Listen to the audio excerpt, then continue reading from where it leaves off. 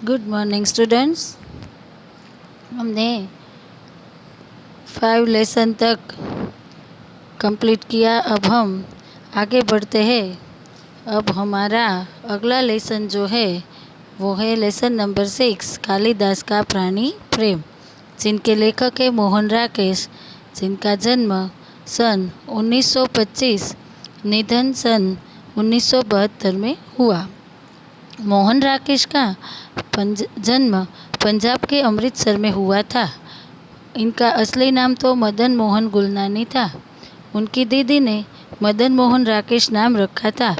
बाद में मोहन राकेश नाम स्थायी हुआ। मोहन राकेश हिंदी साहित्य के अच्छे नाट्यकार,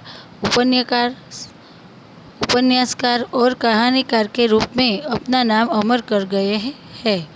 उन्होंने डायरी, संस्मरण, जीवनी, निबंध, पत्रकारिता तथा अनुवाद के क्षेत्र में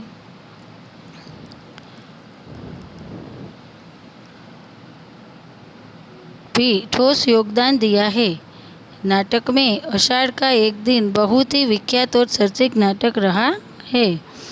नाटक आधे अधूरे लहरों के राजहंस, आषाढ़ का एक दिन, एकांकी, अंडे के छिलके, बीज नाटक, आईने के सामने एवं सारा आकाश, आखिरी चट्टान उनकी गद्य रचनाएं हैं।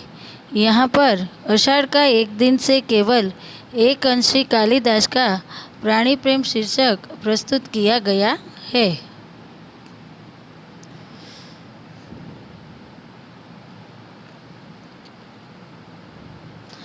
नाटक के 2 प्रमुख पात्र हैं, मल्लिका और कालिदास। कालिदास बाण से घायल हरिण शावक को बचा लेता है। नाट्यकार ने यहाँ कहना चाहा है कि अगर हम प्राण दे नहीं सकते तो किसी का प्राण लेने का भी हमें अधिकार नहीं है। मारने वाले से बचाने वाला महान है। वस्तुतः दंतुल ने शिशु हरिण शावक को घायल कर दिया है, इसलिए इस प्रकार का व्यंग बाण लेखक उस पर ही चलाते हैं। अतः यहाँ जीवदया की बात बताकर कालिदास का प्राणी प्रेम प्रकट किया है। पशु पक्षी हमारे मित्र है, अतः उनका हनन नहीं होना चाहिए। पर्यावरण की रक्षा के लिए पशु पक्षियों का अनन्य महत्व है। मानव जीवन विकास में प्राणियों का बड़ा योगदान है। प्राणी मानव के साथी है, इसलिए हमें उनका रक्षण करना चाहिए। अब पाठ शुरू होगा। यहाँ जो है कालिदास एक हरिण शावक को बाहों में लिए पुचकारता हुआ आता है। हरिण शावक यानी हिरण का एक छोटा सा बच्चा। हरिण शावक के शरीर से लहू टपक रहा है। क्या है? यहाँ जो है वो घायल हिरण का एक बच्चा आता है। कालिदास उसे लेकर आते हैं। कालिदास ने कहा, हम जिएंगे हरिण शावक, जिएंगे ना? एक बाण से आहत होकर हम प्राण नहीं देंगे। हमारा शरीर कोमल है तो क्या हुआ, हम पीड़ा सह कर सकते हैं।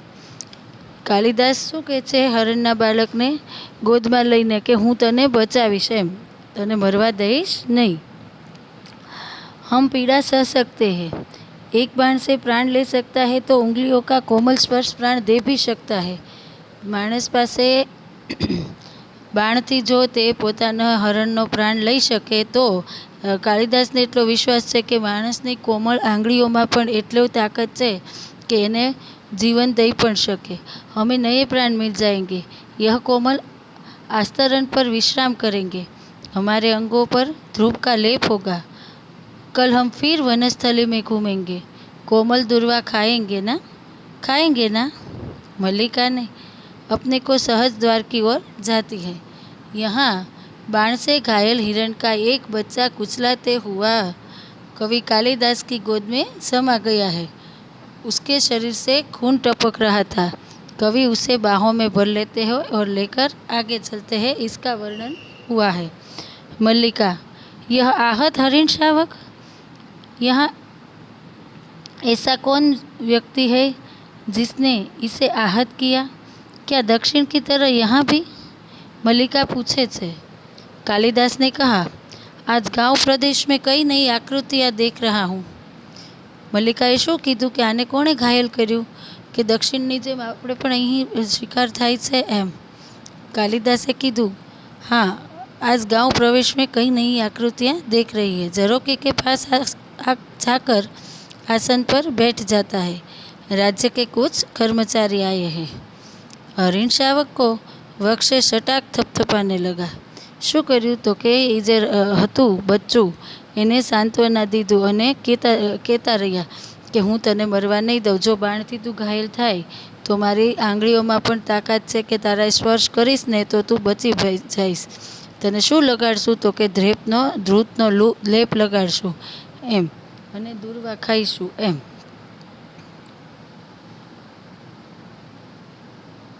हम सोएंगे, हाँ हम थोड़ी देर में सो लेंगे तो हमारी पीड़ा दूर हो जाएगी. आ कोने कहे छे कालिदास? हरणना बच्चाने. परंतु उससे पहले हमें थोड़ा दूध पी लेना है. मल्लिका,